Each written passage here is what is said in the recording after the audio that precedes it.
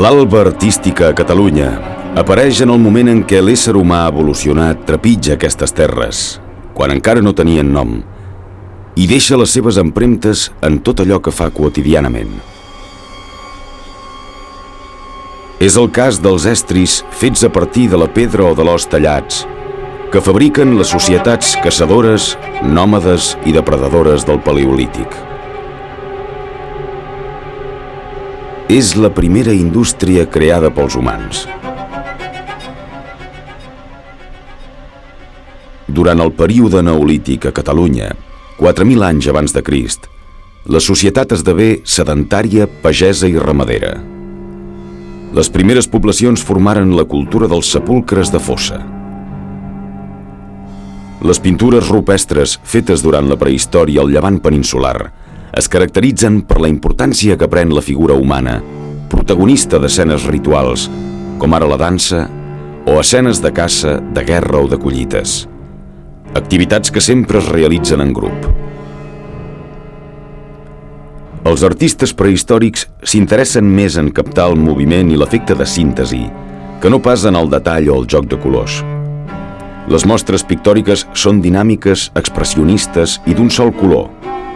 Entre les coves amb més riquesa pictòrica cal assenyalar les de Cogul i les d'Ulldecona. Apareix la ceràmica. A l'àrea catalana la seva decoració originà una de les primeres manifestacions artístiques. Es tracta de gerres molt tosques, decorades amb dibuixos molt primitius, fets amb el caire d'una petxina. Uns 2.000 anys abans de Crist, navegants orientals introduïren a la península una sèrie d'elements culturals, un dels quals donà origen a la cultura megalítica. Es tractava de monuments funeraris concebuts com a tombes col·lectives. Els menhirs i els dòlmens són mostres d'aquests tipus de construcció, caracteritzada per l'ús de grans pedres. L'edat dels metalls aportà materials més resistents amb què millorar les armes i l'utillatge domèstic i ornamental.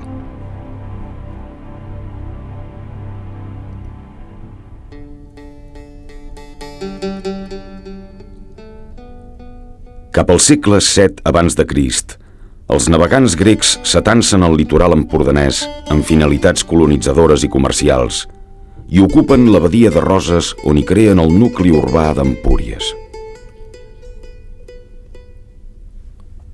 Ben emmurallat per raons defensives, tenia un interior força urbanitzat, en el qual es bastiren un bon nombre d'edificis públics, civils i religiosos d'estil hel·lenístic, amb esplèndides escultures com la d'Esculapi i la d'Afrodita.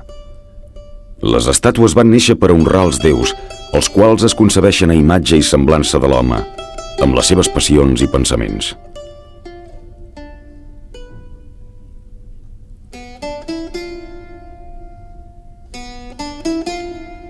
L'aportació artística essencial fou la ceràmica, importada primer i de producció pròpia més endavant.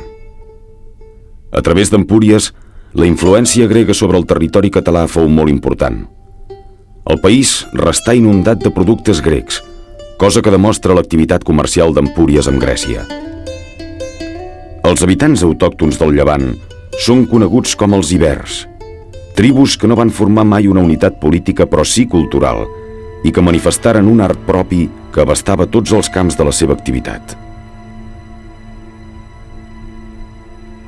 L'arquitectura es desenvolupà en les cultures ibèriques emmurallades, construïdes a dalt de turons, com les d'Ullastret o d'Olèrdola, entre d'altres.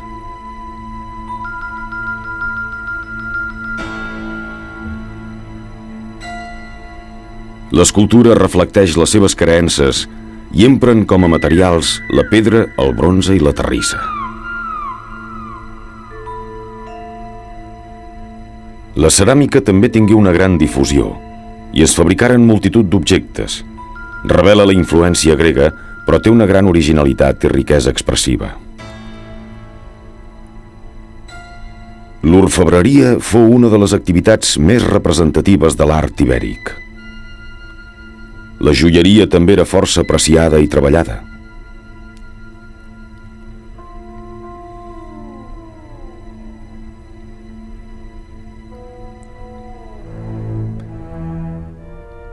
L'arribada dels romans, en qualitat d'ocupadors al segle III abans de Crist, suposà l'enfrontament de la cultura autòctona a una altra de superior i dominant.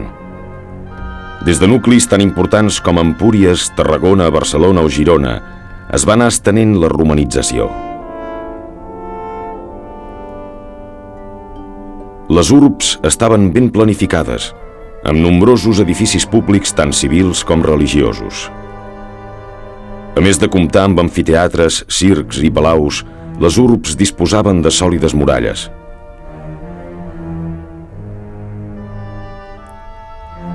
Bastiren també obres d'enginyeria, com ara aqüeductes i carreteres, que facilitaven el transport de l'aigua, de persones i de mercaderies.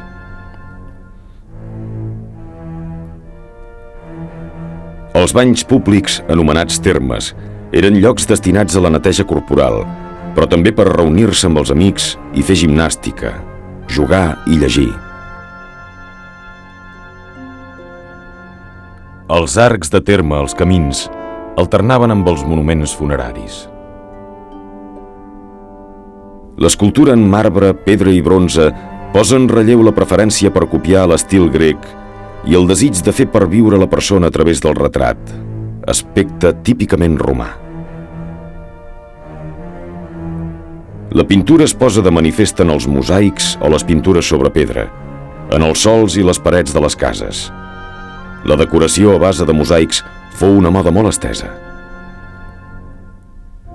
D'aquesta època també és remarcable la ceràmica fabricada industrialment i ben comercialitzada.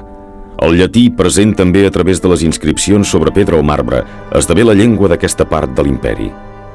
L'arribada del cristianisme farà que al segle IV aparegui l'art conegut com a paleocristià, que ve a ser una continuació del romà, encara que més senzill.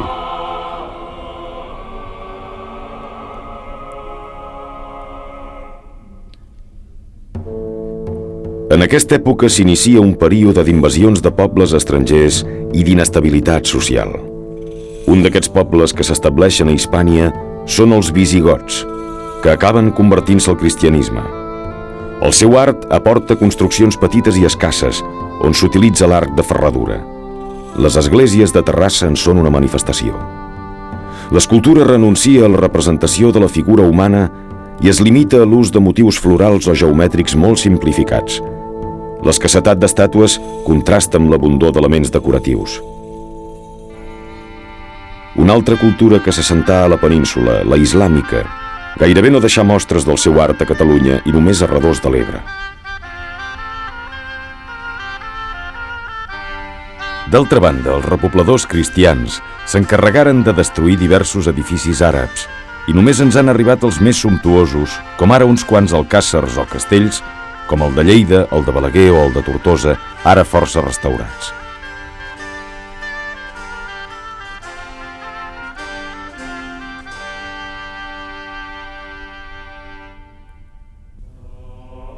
L'alta edat mitjana va veure la florida d'un dels més bells i puixants estils de Catalunya, l'art romànic, que apareix paral·lelament al naixement de Catalunya com a nació i a l'obertura del camí de Santiago.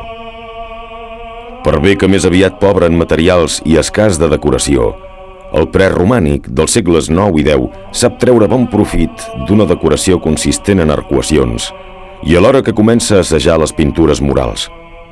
D'aquest primer període destaca el monestir de Sant Miquel de Cuixà. A partir de l'any 1000, l'estil i els mètodes constructius de l'art anterior es consolidaran en un estil autòcton que tindrà com obra més representativa l'església del monestir de Sant Pere de Roda. Estil caracteritzat tant per la monumentalitat i l'estructura de l'edifici com per la seva decoració escultòrica. L'arquitectura romànica aprofita la planta basilical d'una o tres naus amb un nombre variable d'absis i amb torres de campanar adossades.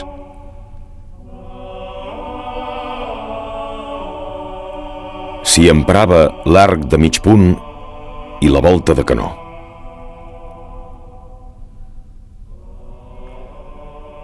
A finals del segle X es comencen a substituir els mosaics per les pintures murals, seguint la tècnica del fresc.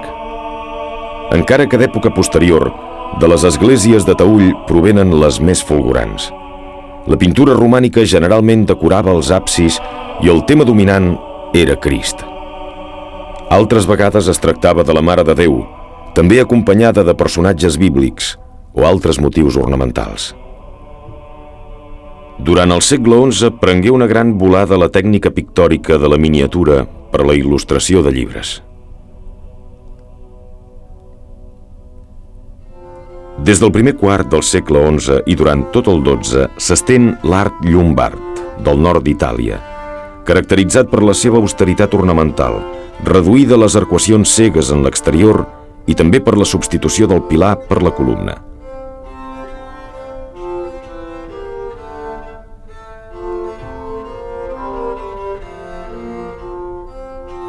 Una part de l'escultura romànica està fusionada amb els elements arquitectònics, com ara els capitells de les columnes dels claustres o les portades d'accés als temples. Ambdós ofereixen escenificacions bíbliques amb valor pedagògic, però també escenes de la vida quotidiana. Al segle XII, tot un estil nou es difon pel país.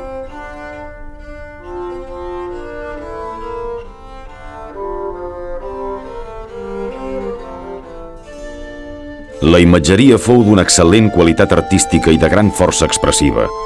Malgrat el repertori limitat de temes, Crist, la Mare de Déu, els apòstols i els sants, l'art català compta amb importants exemplars, sovint policromats i en fusta. La suavitat de línies i la verticalitat del conjunt contrasten amb els ulls grans i expressius. La vivor i la senzillesa conviuen amb la majestuositat dels personatges representats.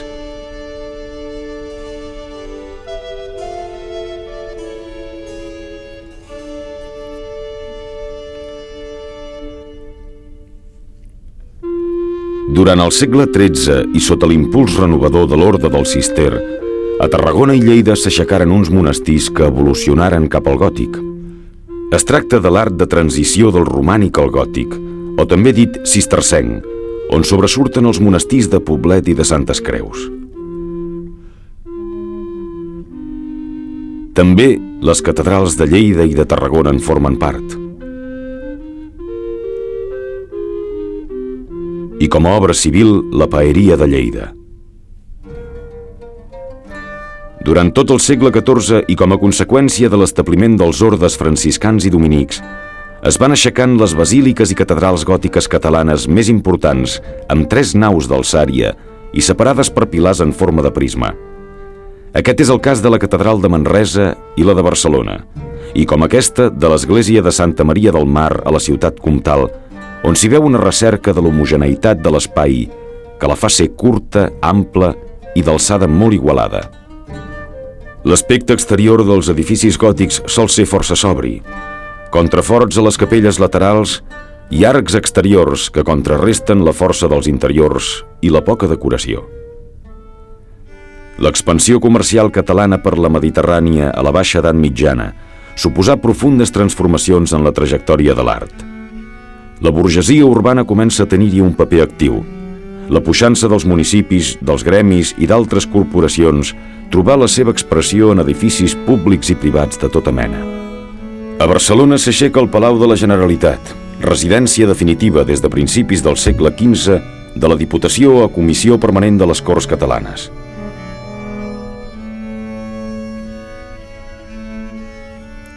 La llotja és una gran sala tancada de 3 naus on s'hi portaven a terme les transaccions econòmiques que efectuaven els comerciants.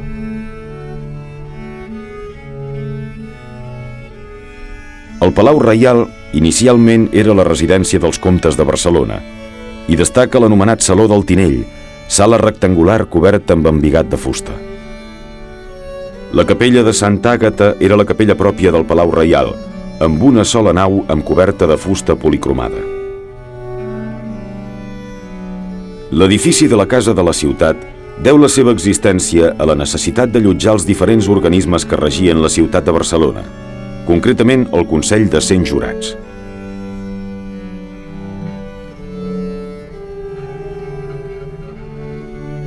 Les Drassanes era l'edifici dedicat a la construcció naval.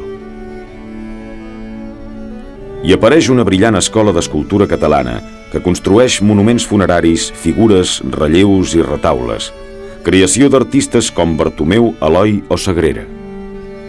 Es substitueix l'aire d'irrealitat del romànic, que pensava més en el cel que en la terra, propi d'una cultura bàsicament monàstica, per una reconciliació amb la realitat de la naixent burgesia urbana. La pintura al fresc va desapareixent i es desenvolupa la pintura sobre la taula de fusta.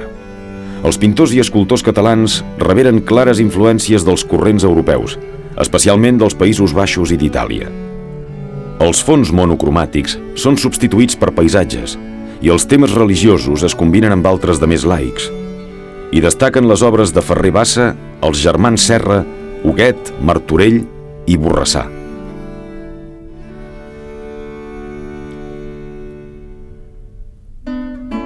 L'art renaixentista gairebé no arribà a penetrar al Principat. Només algun estranger o autòcton educat a Itàlia cultivà el nou estil que es basava en l'art grecollatí al llarg del segle XVI. En el camp de l'arquitectura, la façana actual i el Saló de Sant Jordi del Palau de la Generalitat, així com el Palau del Lloctinent, en són mostres rellevants. En l'escultura ressalta el cor de la Catedral de Barcelona. També el retaule de Poblet. El poble restava astorat davant la riquesa de l'església. Durant el segle XVII apareix una nova manifestació artística. Es tracta del barroc, que a Catalunya es dona sobretot a les zones rurals i es caracteritza per la seva exuberància decorativa, amb la qual es perseguia fascinar els creients, donant-los la imatge d'una església rica i poderosa enfront de l'església reformista que buscava l'austeritat. I destacar l'orfebreria que produïa obres treballades amb gran sensibilitat.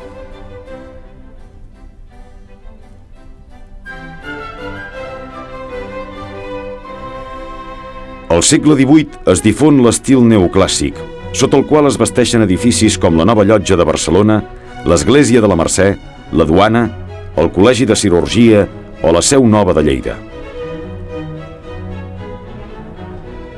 L'escultura es troba a cavall del barroc i l'academicisme neoclassicista. Es creen escoles d'art com la Llotja de Barcelona, que popularitzà la pintura d'Antoni Viladomat. En sorgiren artistes decoratius que sobresortiren en els camps de la ceràmica, l'orfebreria i l'argenteria. L'arrencada de la industrialització al segle XIX suposà la construcció de noves i diverses edificacions. Aquestes innovacions arquitectòniques conviuran amb el neoclassicisme i amb el romanticisme. En el camp de l'escultura destacaren Damià Campeny, Jeroni Sunyol i Agapit Vallmitjana. Pel que fa a la pintura, la segona meitat de segle sorgiren els nous aires realistes que presenten una doble vessant temàtica, el paisatgisme, cultivat per Joaquim Vayreda, i les preferències històriques i costumistes, com les que mostra l'obra de Marià Fortuny.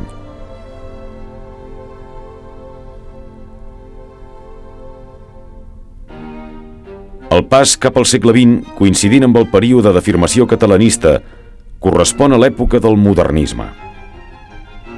En el pla arquitectònic, el modernisme assimila la tradició del gòtic català, integrant-hi el ferro forjat, la ceràmica, el vidre i la fusta. S'exalten les línies corbes sobre les rectes, la policromia i l'exotisme, els detalls i la riquesa en la decoració, la simetria de la disposició, el dinamisme de les formes.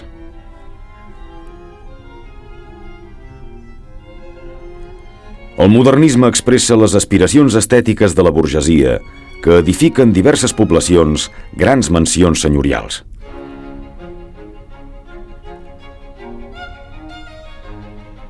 La seva obra abasteix tots els camps artístics.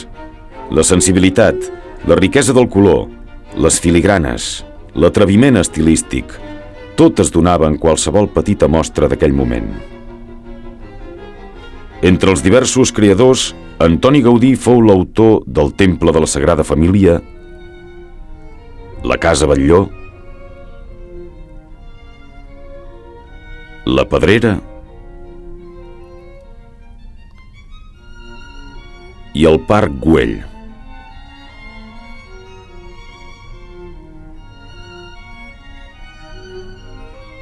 La Casa Lleó Morera i l'Hospital de Sant Pau són obres de Domènech i Muntaner.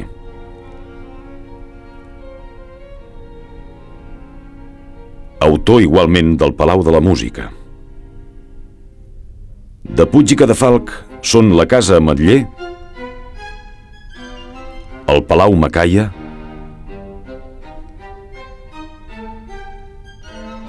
i la Casa de les Punxes. Josep Llimona és l'escultor més representatiu, autor d'obres com El Desconsol, L'Adolescent, Sant Jordi o El Doctor Robert. Entre els pintors, Rossinyol s'entusiasma pel passat, per la natura i per les persones. Artista plàstic, dramaturg i col·leccionista, Rossinyol és una de les figures més representatives del tombant de segle. Casas va canviar el primitiu impressionisme pel retrat intel·lectual i mundà, afalagador d'una burgesia dominant i interessat pels temes socials i realistes. Nonell i Mir donen una considerable volada a la pintura. El 1911 fa la seva aparició el noucentisme, corrent que imposa el llenguatge de la racionalitat, de l'equilibri, de la precisió i de la norma. Hi destaquen escultors com Josep Clarà i Arístides Mallol, i pintors com Torres Garcia.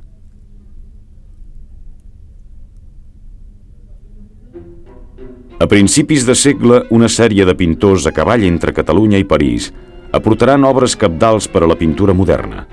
El 1904 es desenvolupa plenament a Barcelona l'època blava, on es reflecteixen personatges i ambients miserables. Picasso, malgrat que només va viure uns anys a Barcelona, es va formar artísticament en aquesta ciutat.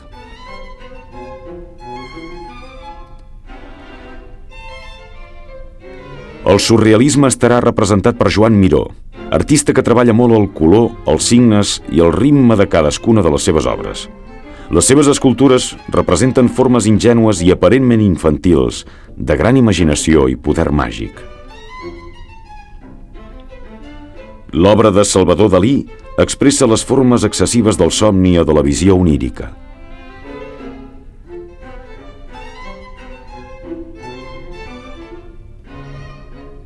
Sert i Gargallo són també representatius d'aquesta època. Durant la Segona República, Catalunya es col·loca en l'avantguarda de l'arquitectura europea. Del neoclassicisme decadent es passa al racionalisme imperant a Europa. El grup d'artistes i tècnics catalans per al progrés de l'arquitectura contemporània propugnà l'aprofitament racional de l'espai i el menyspreu per tot element constructiu sense justificació funcional concreta. Després de la Guerra Civil i malgrat l'intent d'imposició d'un art oficialista per part del franquisme, als anys 50 apareixen un seguit de creadors. Coderch, Bohigas i Martorell, Bofill, Moragas, Sostres, Busquets i Sert, entre d'altres.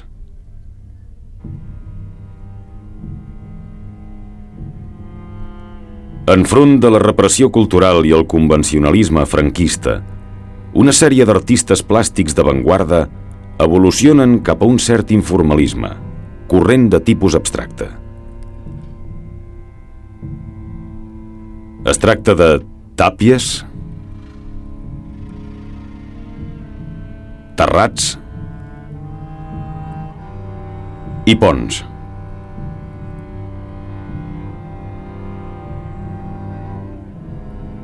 Més endavant hi ha un retorn de la figuració, tal com ho reflecteix l'obra de Guinovart.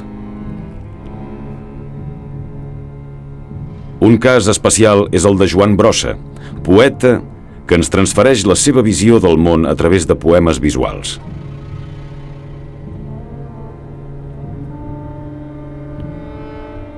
Entre els escultors, Josep Maria Subirachs també ha anat cap a la recerca de nous llenguatges expressius. El caracteritza un alt domini de la tècnica i del formalisme. Ha estat l'artista que ha dut d'una manera més constant l'art nou a espais públics. Els camins per a l'expressió de la sensibilitat humana sempre estan oberts a tothom.